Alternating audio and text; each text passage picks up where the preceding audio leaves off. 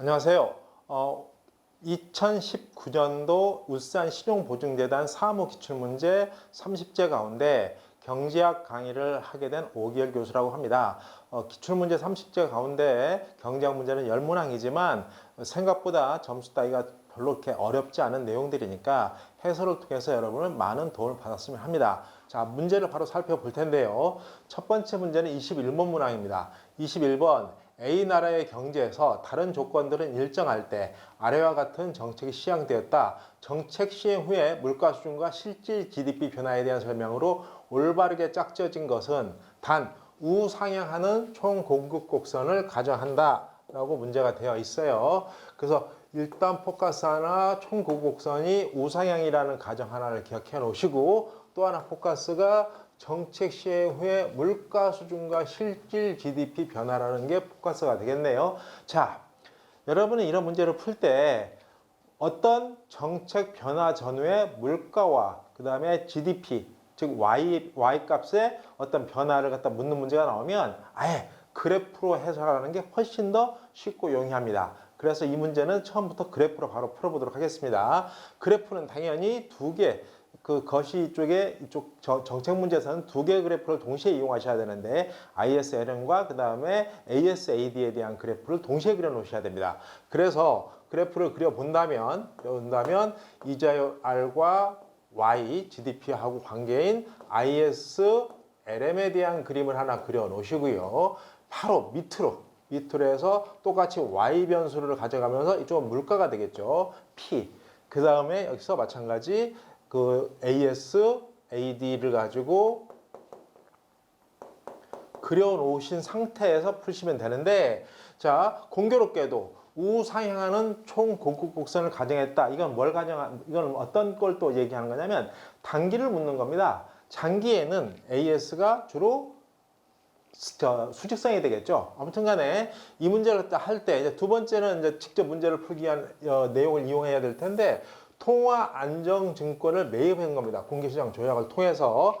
그럼 통화안정증권을 매입했다, 즉 채권을 매입했다 한다는 얘기는 중앙은행이 국민들에게 뭐를 주고요? 돈을 주고 채권을 산 거네요. 증서를 사버린 거네요. 그러니까 결론은 돈이 증가했잖아요. 즉 통화량이 증가한 겁니다. 그럼 통화량이 증가했다. 그러면 어떻게 바뀌나요? 통화량은 LM에 대한 얘기일 거며, LM이 바로 증가니까 오른쪽으로 이동해야 되겠죠. 그래서 오른쪽으로 우측으로 이동을 하니 당연히 이자율, 균형 이자율은 감소를 할 거고요. 마찬가지 거기에서 여기에 새로운 균형점을 맞추기 위해서는 어떻게 돼야 됩니까? 바로 총수요 곡선이 움직여야 되므로 움직여서 물가는 증가를 해야 되겠죠. 따라서 이 문제에서는 그 물가 수준은 상승을 해야 될 것이고, 그 다음에 GDP 역시 Y 이꼬르 증가를 해야 되는 이런 내용이 되겠습니다. 그래서 항상 문제 풀 때 정책 문제는 이런 식으로 이 그래프를 그려놓고 푸시는 게 오류도 적고 하다는 거 염두에 두시면 좋듯합니다. 다음 문제 살펴보도록 하겠습니다. 두 재화에 대한 생산 가능 곡선. 생산 가능 곡선이 나오자마자 여러분은 뭘 생각하냐면 기회비용이라는 걸 이제 생각하면 많이 관련 문제를 이해할 수 있는 내용이 되겠죠. 자, 내용을 보게 되면 설명 중 적절한 것이니까 이건 내용 하나씩 봐야 되겠네요. 기회비용이라는 거 염두에 두시고, 자, 가장 효율적인 생산 상태는 B점이다. 바로 생산 가능 곡선상의 모든 점이 효율적이죠. 이걸 벗어나는 점은 비효율입니다. 따라서 이건 틀린 내용이 될 거고요. XJ와 한 단위 기회비용은 2점에서 가장 크다. 여기서 5개의 예시된 점이 있는데 그 중에 기회비용이라는 건 뭡니까? 한 재화를 그러니까 X제 하나를 더 얻기 위해서 포기해야 되는 Y제, 이 내용이겠죠. 자, 보시면 어떻게 돼요?